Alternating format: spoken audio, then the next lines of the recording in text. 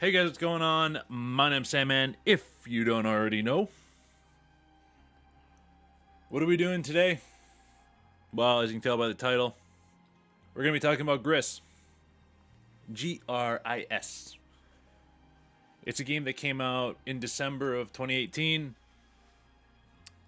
And this isn't really a review or a first impressions. This is mostly just my opinion as a guy that's trying to get into game design. And yeah. So, first off, we're going to start off with what I think it does well or does the best in. And that is its soundtrack and its art design. So, the soundtrack, it's very heavily instrumental.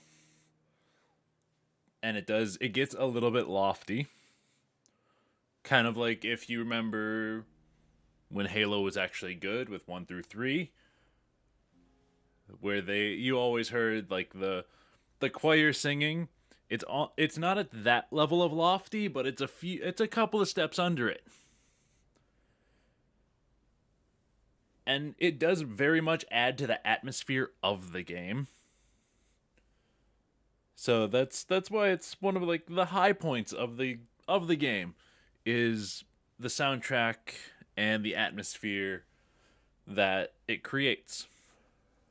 Like in the red zone, when you have like very subtle instrumental going on. But then all of a sudden wind picks up in it and it just you can basically hear screams on the wind, you could say. But it's more melodic than that. Than just like straight up screaming into a microphone. It's more melodic and more songish, if that's even a thing. I'm going to make it a thing. It is songish than just straight screaming. Compared to other indie games, some other indie games that I've personally played, it's a good soundtrack. It's not like great. It's not like Pyre level of soundtrack. But it's a step under. It's like one step under that. All right, art direction. Let's tackle this one. So, with the art direction of Gris, as you can see, they do use a lack of color, but they also use a good amount of shades of color. Each area basically in the game is a different it's a different shade. We'll talk more about this when we get to the story aspect, but as you can see in the gameplay footage, this is the very beginning of the game. You can see a distinct lack of color where it's white and black, and the only color is your main character. So you go from a distinct lack of color to basically a lot of red.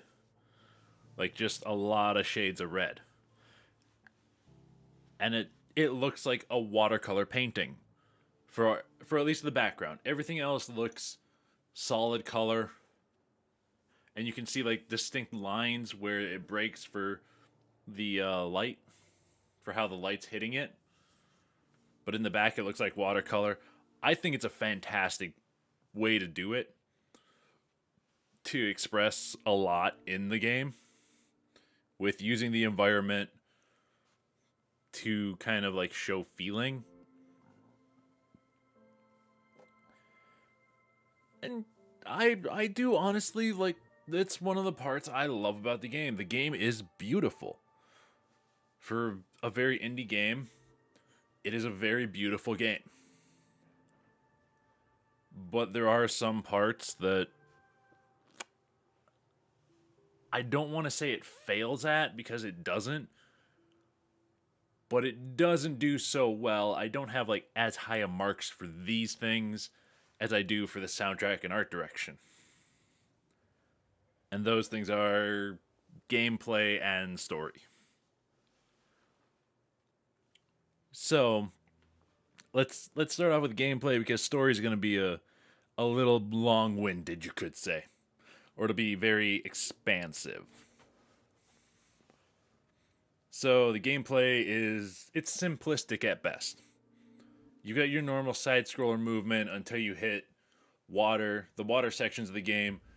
Then it's kind of like it's still side scroller. Crap, I just thought of something. There is, if you see in the gameplay footage, the one aspect that I forgot to talk about that I do really like is the 2.5D aspect, where you have some of the stuff is in front of your character, some is behind, and some looks like it's just behind, but it's actually a ramp or it's actually like stairs or something. And I thought that was a great way to use that because you don't see that in a lot of games. It's normally they either stick to 2 or 3D. Sometimes they do 2.5D. Sometimes they do 2 to 3D. But I really like that. Really like the change up there. All right, back to what I was saying with the gameplay. So you have your basic side scroller movement until you get to the water levels where you have kind of like 4-axis movement. I was able to play this game fully with a keyboard, so no mouse was involved, didn't need to throw on a controller or anything, and it worked just fine. So, like I said, you're basically using A and D until you get to water level, then you're using A, D, S, and W. Actually, I don't even know if you're using that. Because I know like they have shift for sprint, space for jump, and K for slam. It's a little weird. I think J does something too. I'm not sure. I don't really remember because it's been a few weeks since I actually played the full game. The game is only like 4 hours long, so yeah. Also, the puzzles in the game are relatively easy. I think I might have got caught up like once or twice, but that was for maybe 10 to 20 minutes. And then I just walked away for like 5 minutes, came back, and bam, got through it. So yeah, the puzzles are relatively easy. Nothing too hard about them. So now I want to get into probably what is going to be the meat of this video. If you don't want story spoilers, I'd suggest clicking off now. Or if you want to hear what I say about the game after, I'll go and put a time code in the description for jumping past the story.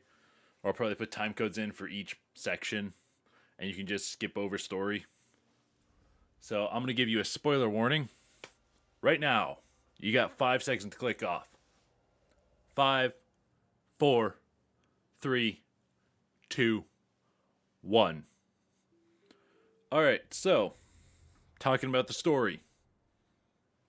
Honestly, there isn't much of one. A lot of the story is it's inferred instead of kind of laid out in the game. So, when I was getting close to finish with the game, I was doing a live stream. Somebody jumped in the chat, was going watching, and they said the game was about grief. It's like the 5 stages of grief. I don't believe that. I don't think that's what this game is inferring. I think the game is about loss, yes. Like I think it is very much about loss and all the emotions that come with a loss. And that's what each color is representing. Where your lack of color is you're lost, you're confused. Like right after, let's say somebody died. You're lost, you're confused, you don't really know what's going on or what to do. And that's kind of where this game starts off, is right at that section. of I don't know what to do right now. That's what the lack of color is. There's no direction in your life. You're just numb. There's no emotion. You're just numb. Then once you work through that, that's when the emotions start kicking in. That's when you start getting color in the game. Red. Your first section is red. Red has always been known as the color of anger or courage or whatever you want to say, but we're going to go with anger right now. And you're mostly angry then at the person who just left you. And in this game, that's what the screaming wind is. It is you letting your anger out in just screams at anything and everybody. After that section, there's the green section. To me, that's where your sadness is. You're going from red to green to blue. Because sadness or green is kind of, it's not really melancholy if it's muted, but it's kind of like the beginning of sadness for you. It's your beginning of sadness. It's also the beginning of regrowth for you. Because you're acknowledging, yes, they're gone. And I've gotten rid of basically all my rage. And now I'm sad that they're gone, but I have to start moving on. Then with this game, blue is the next one that comes, which is, it's the color of water, of rain, of sadness. And your sadness, it intensifies and it feels like you're drowning. Like it can drown you at any minute. And that's why blue is basically, it's the water level. But it also helps you move faster. And that's why there are sections in this where you're jumping super high in the water. And once you get through that sadness, you have, in the game, you have the color yellow is becoming more prevalent.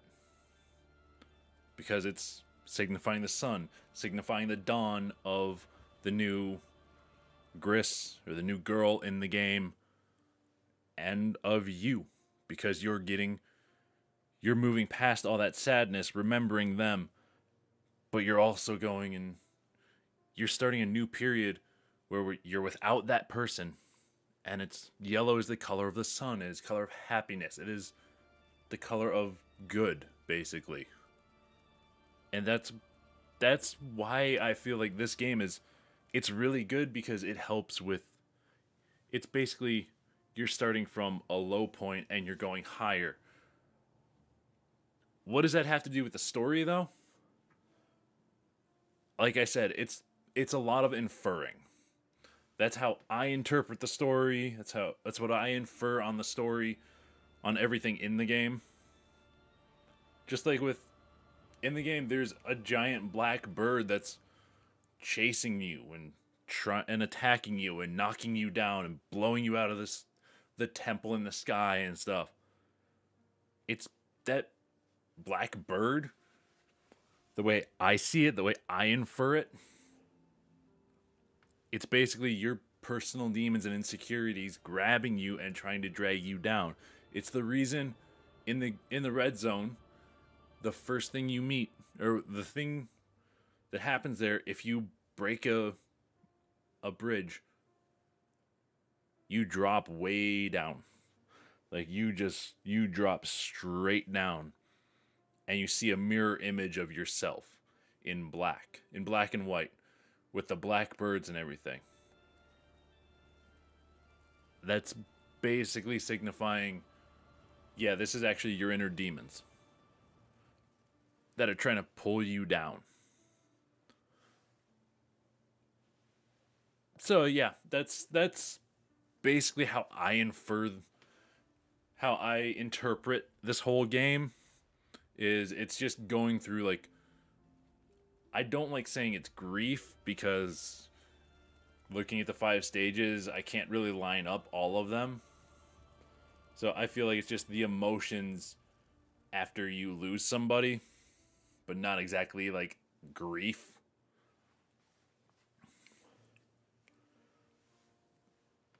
Let me know what you guys think if you have played the game. But just the final thing I really want to touch on is just the whole game direction. I feel like it does a good job of pushing you through how you need to, like, showing you where you need to go, how you do it.